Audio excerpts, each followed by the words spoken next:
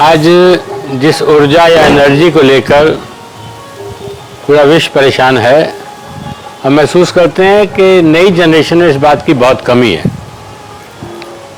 Inner smile group, Shri विशेष जी, मैं बचपन से जानता हूं इनको।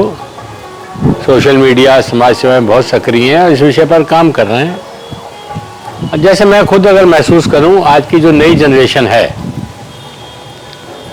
ऐसा लगता है कि कुछ भटक सी गई है वो। और ये भटकाव क्यों है? कई बार ऐसा महसूस होता है कि परिवार से जुड़ाव के कारण भटकाव हो गया, और अपने आप को शो ऑफ ज़्यादा करना। जिम में जाना है, लगता है पर जिम में जाके करना क्या है नहीं मालूम है। ये करना चाहिए, वो करना चाहिए, लेकिन करना नहीं है। टीवी पे देख लिया, सब देख लिया, और एक साइकिल खरीद ली नहीं, एक ऐसा फैशन बन गया। अब पूछो भाई खरीद लिए तो चलाएगा कौन? जिम में जाना है तो वह टाइम पास करना है, दोस्तों के साथ सही से ट्रेनिंग लेनी। अब यदि आपको एनर्जी प्राप्त करनी है, उसके लिए योगा है, साइकिलिंग है। जैसे मैं यदि व्यक्तिगत अपनी बात करूं, अर्ली स्कूलिंग सारी साइकिल से ही हुई, और यहाँ तक कि मैं जिस पारिवारिक व्यवसाय ट्रांसपोर्ट में गया, वहाँ तक भी साइकिल से आना जाना था। अब स्कूलों के अंदर वो ग्राउंड और प्ले ग्राउंड और मैदान तो समाप्त हो गए। हमें याद है तपती दोपहरिया मई जून में फुटबॉल खेलने जा रहे हैं, क्रिकेट खेलने जा रहे हैं। पढ़ाई का सिस्टम कुछ ऐसा हो गया, और जो एनर्जी साइंस को लेकर आजकल बात हो रही है, उस पर बहुत अध्ययन की जरूरत है। अब मैं जब सवेरे 5:30 बजे उठ के किसी दिन साइकिल चला ली, किसी दिन शाम को पैदल चल लिए, एक लगभग 35-40 मिनट योगा भी कर लिया, फिर अपने आप को भी ऐसा महसूस होता है जैसे जिस्म बहुत हल्का है। अब मेरी लगभग 66 साल की आयु होने जा रही है।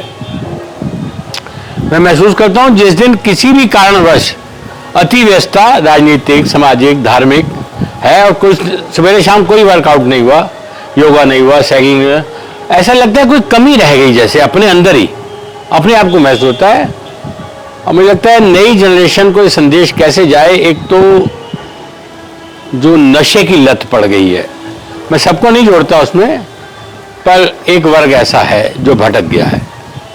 वो चाहे यूनिवर्सिटीज़ की तरफ हो, बड़े बड़े इंस्टीट्यूशन की तरफ हो, है कहीं ना कहीं ये है, ये स्वीकार करना पड़ेगा हमें। और माँ बाप को बच्चों पर ध्यान देना पड़ेगा। यदि माँ बाप बच्चों पर ध्यान नहीं देंगे तो विद्यालय, विश्वविद्यालय, इंस्टीट्यूशन, कोचिंग सेंटर, ये सब प्रोफेशनल हैं। बच्चे का आना, पैकेज मिलना, फीस मिलना, बच्चे का 30-40 मिनट 3 सब्जेक्ट लेकर चले जाना, उनके पास इसके अलावा कोई काम नहीं है। परिवार एकजुट रहे, और परिवार जो पहली पाठशाला हमें सिखाया गया, स्कूल के जाने के बाद, अब मुझे लगता है वो जो एक पीटी हुआ करती थी, 1, 2, 3, 4, हमने तो आधा जीवन जो है स्कूल के अंदर उसी पीटी से व्यतीत कर दिया। पीटी, डंबल, ये सारा। अब आप कुछ करेंगे नहीं, खाली किताबों में पढ़ लेंगे, टीवी पर देख लिया, उससे काम चलने वाला नहीं है। यदि आपको जीवन में अपने आप को स्वस्थ रह के कुछ करना है, कर तो आप ऐसे भी सकते हैं, यदि स्वस्थ रहकर करना है, लंबी आयु जीनी है, चाहे आपका परिवार हो, चाहे व्यापार हो, चाहे सामाजिक काम हो, चाहे राजनीतिक काम हो, कोई भी काम है, यदि आप स्वस्थ नहीं हैं तो मेरा मानना है फिर जीवन में एक अधूरापन सा है, एक खालीपन सा है, जैसा मैं महसूस करता हूँ। अब विशेष जी जो काम कर रहे हैं, मैं बहुत बचपन से इन्हें देखता हूँ, मैं राजनीतिक जीवन में रहा हूँ यहाँ क्षेत्र में। ये काम भी हर कोई नहीं करता है।